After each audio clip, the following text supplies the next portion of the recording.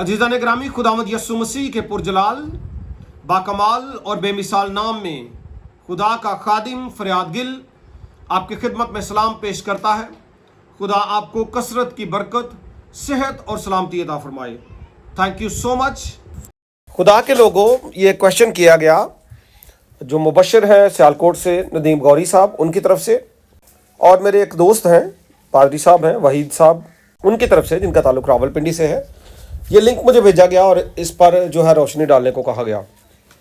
आप ये देख लें, फिर बात करते हैं। आज के पैगाम में हम सुनेंगे कि रूल कुद्दस मुकद्दसा मरियम कौन है? रूल कुद्दस की दुल्हन है। कहिए, मुकद्दसा मरियम कौन है? रूल कुद्दस की दुल्हन। हाँ, देखें जी, पहली बात यह है कि हर जो बंदा है उनको जाहिर है अपने जो मजहबी रहनुमा हैं उनके साथ अकीदत होती है, और वो मुझे भी है ज़ाती तौर पर। जाहिर है खुदा की खिदमत करने वाले लोग जो हैं, हमें उनसे मोहब्बत है जी। लेकिन जब खुदा के कलाम के कोई भी आगे पीछे जाएगा, और आगे पीछे से मुराद ये भी नहीं थोड़ा बहुत, कई दफ़ा मुझे लोग कह देते हैं जी आप नहीं जाते, आप क्या परफेक्ट है? नहीं जी, बिल्कुल हम परफेक्ट नहीं है, लेकिन हम ब्लंडर नहीं छोड़ते। सही है, हम इस तरह की कोई बात नहीं करते जो कलाम मुकद्दस के बिल्कुल मुनाफी हो। और सबसे बड़ा इशू जो है वो है डिनोमिनेशंस का। डिनोमिनेशंस के, तंजीमों के जो है वो अपने अपने हिसाब किताब हैं जी सब के। और ये भी नहीं बात कि हम जो है वो अपने कैथोलिक जो बहन भाई हैं उनके ख़िलाफ़ हैं। पिछली मेरी एक वीडियो मैंने पहले एक दी थी जिसमें मैंने किसी बंदे ने, वो भी खुदा का एक मशहूर खादिम है, प्रोटेस्टेंट है, उन्होंने कहा था जी मैं जो है कैथोलिक्स को मसीही नहीं मानता, तो उसका केस भी मैंने ही लड़ा था।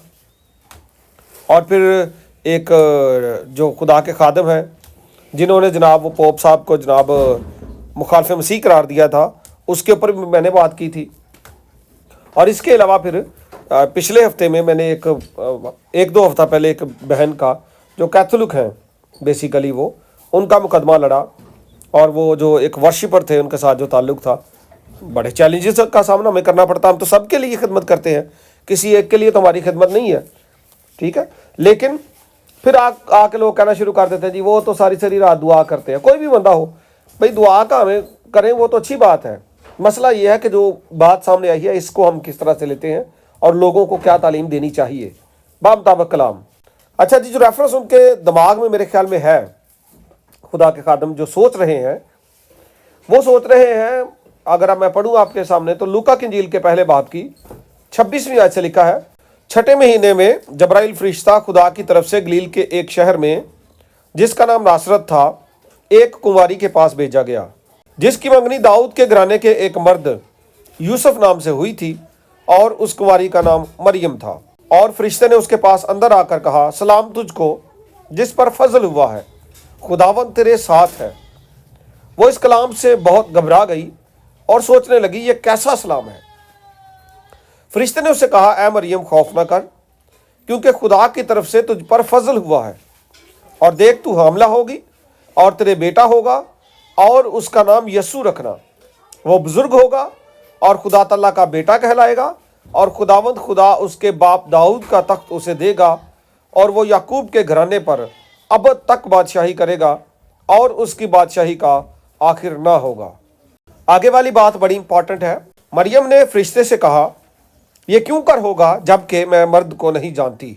ये जानती का जो मतलब है ना, आपको पता तो है ही, लेकिन थोड़ा सा आगे जाके हम और एक लफ्ज़ इस तरह का आपके सामने मैं रखूँगा। और फरिश्ते ने जवाब में से कहा, रूहुल कुद्स तुझ पर नाजिल होगा, और खुदा ताला की कुदरत तुझ पर साया डालेगी, इस सबब से वो मौलूद मुकद्दस खुदा का बेटा कहलाएगा। यहाँ तक है जी रेफरेंस। चूँकि वो रूहुल कुद्स की कुदरत से हमला हुई थी, तो शायद इसीलिए ये जो आपने सुना बयान कि जी मुकद्दसा मरियम रूहुल कुद्स की दुल्हन है, तो ये तो बाइबल मुकद्दस इसकी तालीम नहीं देती जी। अगर पाकरू की दुल्हन वो थी, तो फिर यूसुफ जो था वो कौन था जी, जो उसको अपने घर में लेके आया, जिसने उसको अपने पास रखा, जिसने उसको बदनाम करने की कोशिश ना की, फिर वो कौन था? ओके, नेक्स्ट पढ़े जी, मत्ती की इंजील के पहले बाब की 20वीं आयत से लिखा है, वो इन बातों को सोच ही रहा था, यानी यूसुफ, कि खुदावंद के फरिश्ते ने उसे ख्वाब में दिखाई देकर कहा, ऐ यूसुफ इब्ने दाऊद, अपनी बीवी मरियम को अपने यहाँ ले आने से ना डर, क्योंकि जो उसके पेट में है वो रूहुल कुद्स की कुदरत से है। उसके बेटा होगा और तू उसका नाम यस्सु रखना, क्योंकि वही अपने लोगों को उनके गुनाहों से निजात देगा।